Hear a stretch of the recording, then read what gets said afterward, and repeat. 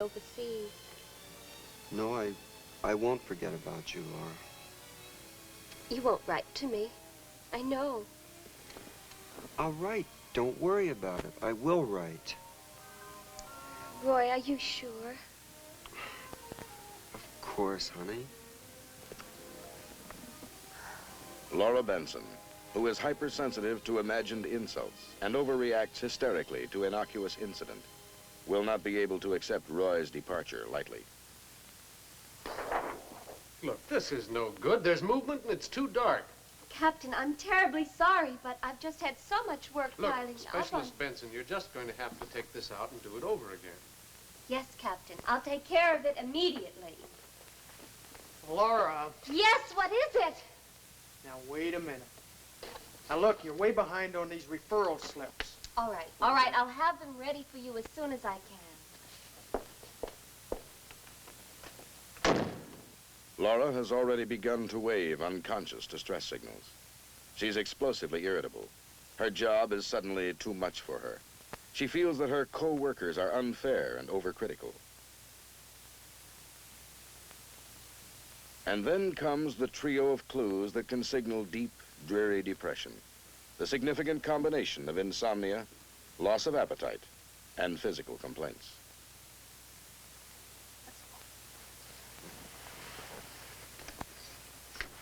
Thank you for helping out. You're welcome, sir.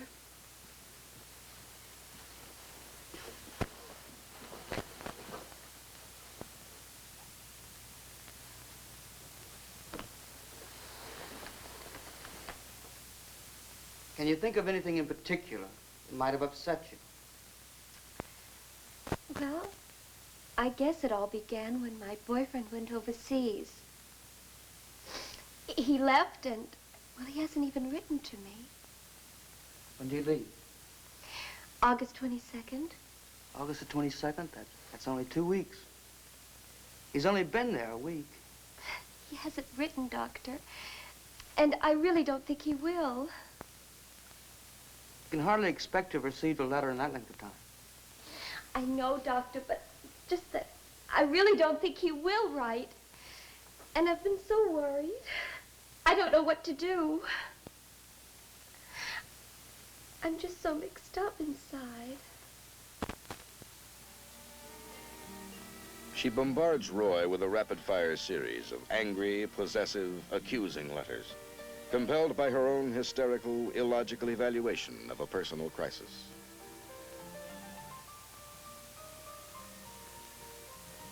But her overpowering letters trigger a polite response that for her is a disastrous rejection. And while I feel you're a wonderful girl, Laura, I think this thing has gotten too serious. Maybe you ought to go out with other fellows and learn to relax and enjoy yourself more. Laura's world is toppling, and she must step out from under the weight of a problem with which she cannot cope. None have responded to the clues that were evident in her behavior, and without help or guidance, she can see only one way to turn.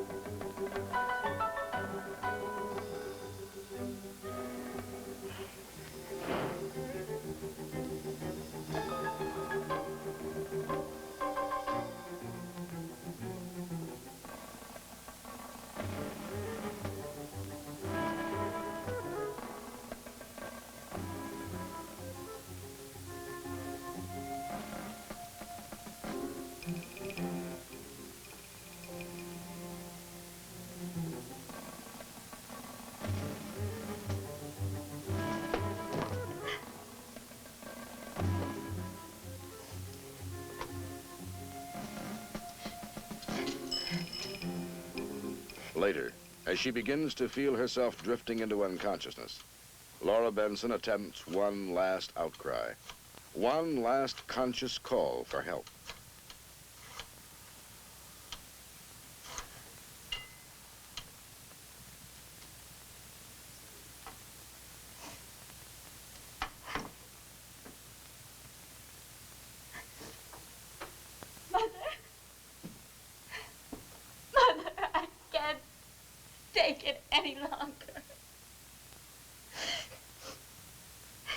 No. No, you don't care about me. You've never cared about me. And now Roy doesn't care about me either.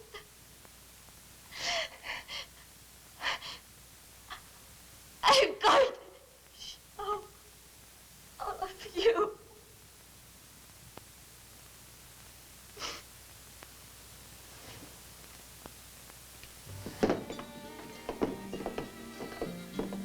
Never minimize the significant trio of insomnia, loss of appetite, and physical complaints, for they can be an indication of deep depression, a human being in serious need of help.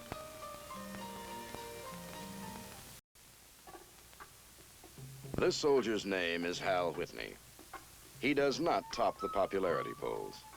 In fact, more than a few men in his outfit have toyed with the idea of pushing him off a roof, in front of a speeding truck, or maybe under an M60 tank. Hal's a wheeler-dealer, a manipulator, a loudmouth braggart who's always looking to con himself into something good or out of something bad, always looking to clip the other guys. The trouble is, the other guys are smarter than Hal is. They get his number fast, and lately, in his not-too-subtle attempts to take advantage of his buddies, he is striking out with depressing regularity. Hey, Chuck. How about doing me a favor, huh? Yeah? How about loaning me a fast 12 just till Tuesday, okay? Nothing doing. Oh, why not, Chuck? Come on, just till Tuesday. What's the big deal? What am I asking you, $12 till next Tuesday? I'd do the same for you. I said nothing doing. Now, look, you put the bite on me too many times already. I'm getting sick and tired of it. Me? Me? How can you say that, Chuck? I mean, really, I'm surprised. I really am. Well, don't be too surprised. Look, you're in with half the guys in the company already. Money, equipment, something, anything. Boy, you guys are small. You know that? The last outfit I was in, you could depend on a buddy to do you a favor. You guys wouldn't lift a finger if somebody was dying right in front of you. Man, I gotta get out of this outfit.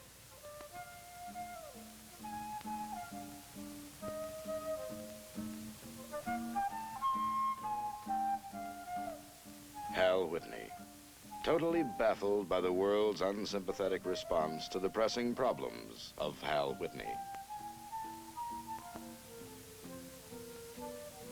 Convinced he is being taken advantage of, Hal counterattacks with all the fury he can muster. Yeah. All right, we'll see. Goodbye. Sergeant, why am I on that KP list again?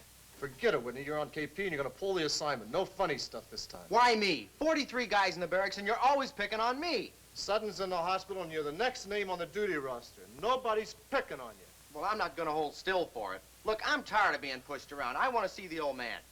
You suit yourself.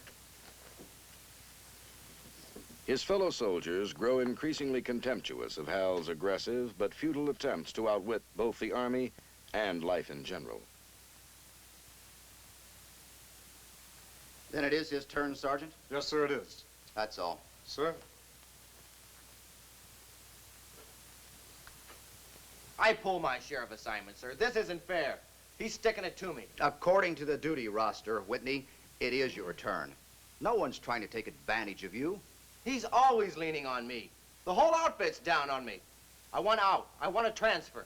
I won't recommend you for a transfer. That's out of the question. If you won't do it, I'll see somebody in the IG office who will. I can't get a fair shake around here. It's not within the jurisdiction of this office to give you a transfer. That's up to your company commander. That's why I came to see the IG, sir. I'm hoping you can help me out of this. Private Whitney, according to our investigation, you have not proved to be the most cooperative man in your outfit. You borrow money, you borrow equipment without returning it.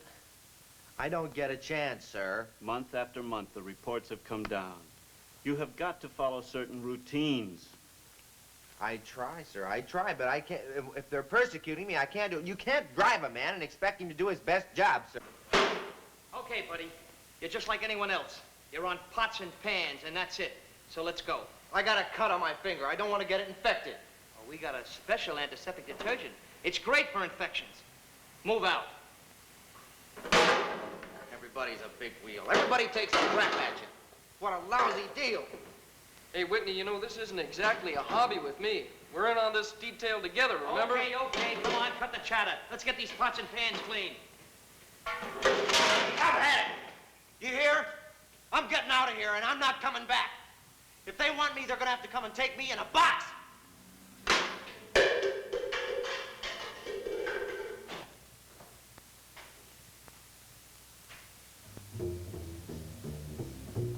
Later, Whitney is rounded up by the MPs in a local bar. The roaring lion hasn't been reduced to a lamb completely, but there's no denying that his big, bold gesture of defiance has turned out to be only a flurry of futility. Whitney loses again.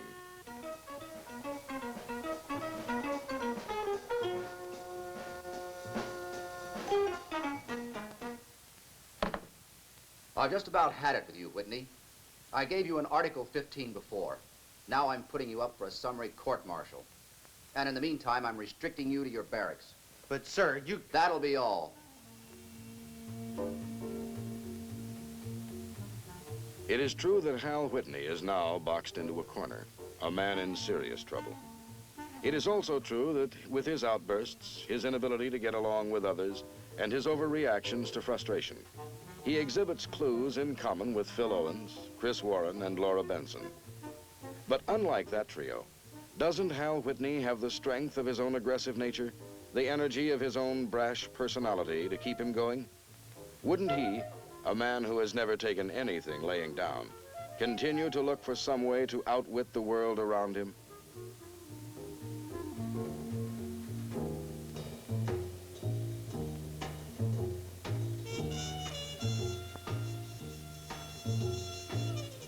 Nobody's going to court-martial Hal Whitney. Hell no. He's thought of a way to show them all he's not kidding when he says he's had it.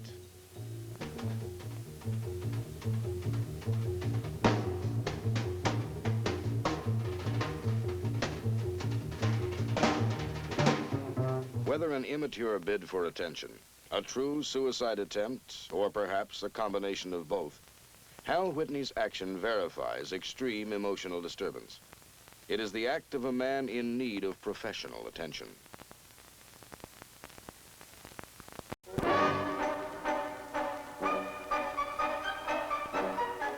Now meet Charles Walters, an active man whose bounce belies his 50 years. A man who welcomes any physical challenge as an opportunity to demonstrate his agility and strength.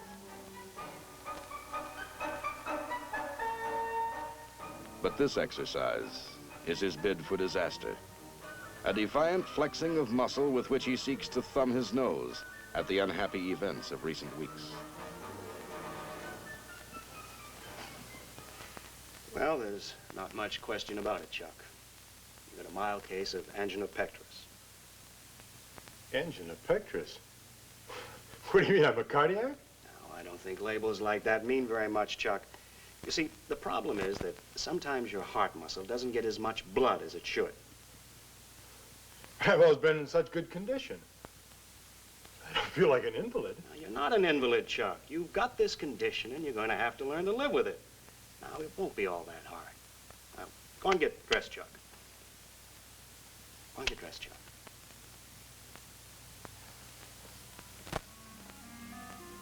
With a few simple words, the doctor had erased an image that Charles Walters had been a lifetime building. The image of a virile, athletic, rugged individual, proud and self-reliant. What was left, by his own set of values, was a useless shell, something of which to be ashamed. They taken? No, I haven't seen it. Chuck, sit down. What time do you got? Yes. All right, Chuck. Got it all planned? Gonna get one of those high-paying executive jobs? No, nobody wants an old man like me. I think I'll just sit around and watch you young fellas take over.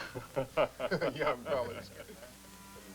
When friends and fellow officers had joked lightly about his forthcoming medical retirement, he had joined right in with the banter, but already he felt a growing sense of isolation. The phasing out process that gradually separated him from his duties and responsibilities drained him of self-respect. For him, the rapidly approaching end of a productive Army career would also be the end of his useful life. His fellow officers thought a certain amount of despondency was normal. They were confident that he would adjust, that he would snap out of it.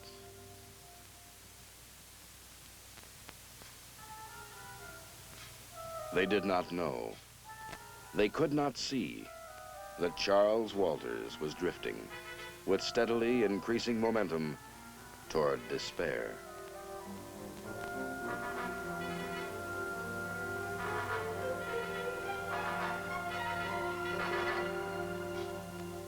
I don't know, suddenly my life is over. That isn't so, dear. Why, there's a lot you can do. We're not going to starve. Yeah? Who wants a retired infantry officer with a bum heart? Well, you could do some coaching. You've always loved sports. Don said he'd get your job at his school. All you have to do is work up a resume for it. Yeah. A lot of things I can do. But let's be honest, Harry. I can't do anything. I can't even be a husband to you anymore.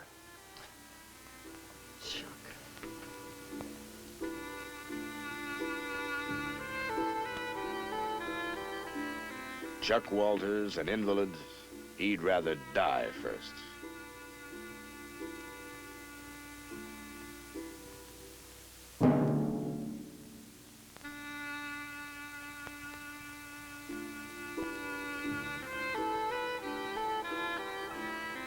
The intense flurry of exercise that precipitates Charles Walters' heart attack is unquestionably a suicidal act, whether conscious or unconscious. Luckily, the attack is not fatal, and perhaps this close sideswipe with death will bring to him a new awareness of the joy of living. Perhaps now the fog of depression will lift, and he will see the brightness that is possible in his future.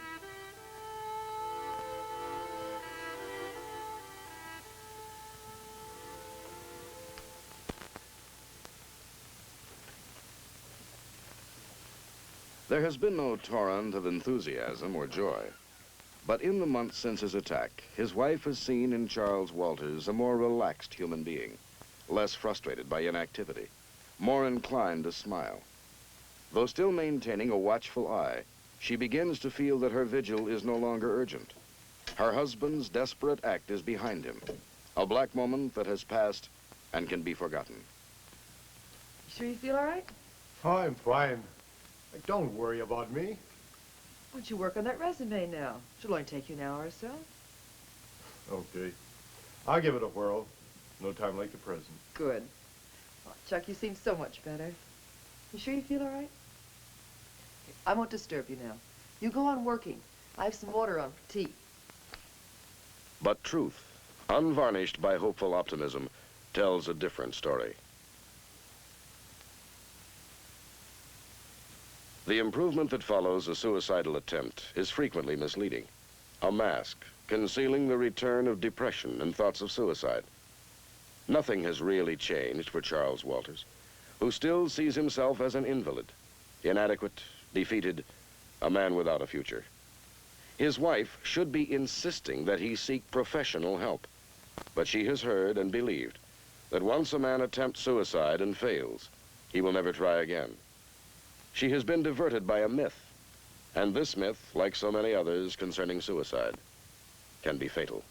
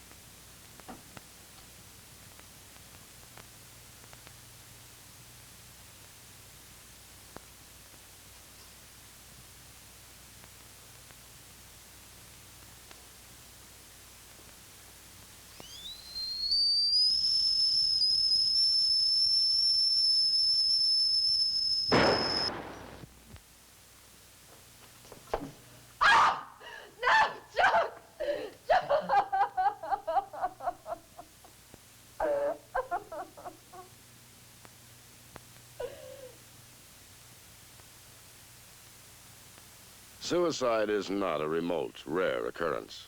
It has, in fact, become one of our most serious national health problems. But most suicides are not inevitable. Prevention is possible if the potential suicide is recognized, and if we learn where myth ends and truth begins. Remember, suicide is not always sudden. It is almost always preceded by danger signs, clues indicating severe emotional disturbance and depression.